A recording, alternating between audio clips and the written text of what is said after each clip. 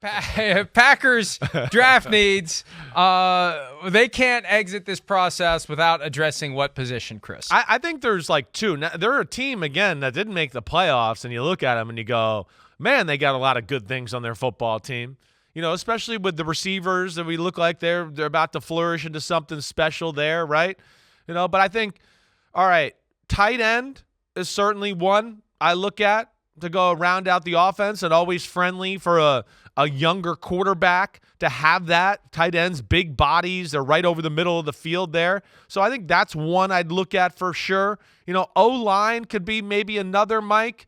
And then safety. Those are the three I would boil it down to a little bit. And safety is probably the most desperate of needs. They have lacked with solid play in that department for a while. But, yeah, I think that those are really the three positions that jump out to me.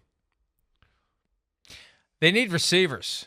Yeah, they need more of them. LaFleur, the head coach of the team, pointed this out. Yeah. They've got 5 on the roster. Yeah. I mean, this is the time of year where teams have like 12 receivers on the roster. Right. Because you can have up to 90 guys on the roster. And the Green Bay Packers have 5. Kind of crazy. And they're all young.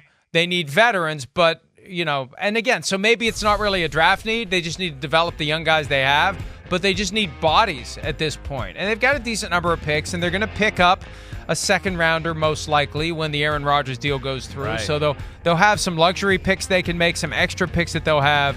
But I think I agree with you. This team isn't as bad as people think.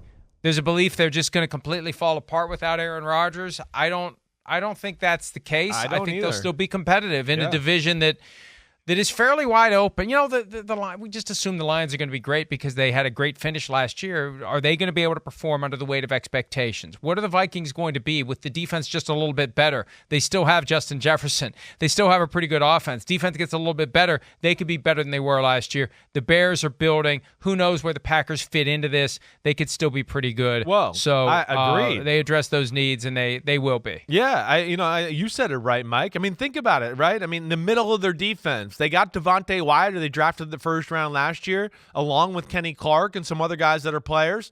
They still got Preston Smith and Rashawn Gary on the edge, right? Devontae Campbell in the middle. They maybe could go linebacker. That could be another area you could look at to go, hey, for the future, Well, no, I'm wrong. They got Quay Walker at middle linebacker, so they got him too, another first-round pick. They got Jair Alexander and Stokes on the outside. Both are first-rounders at corner.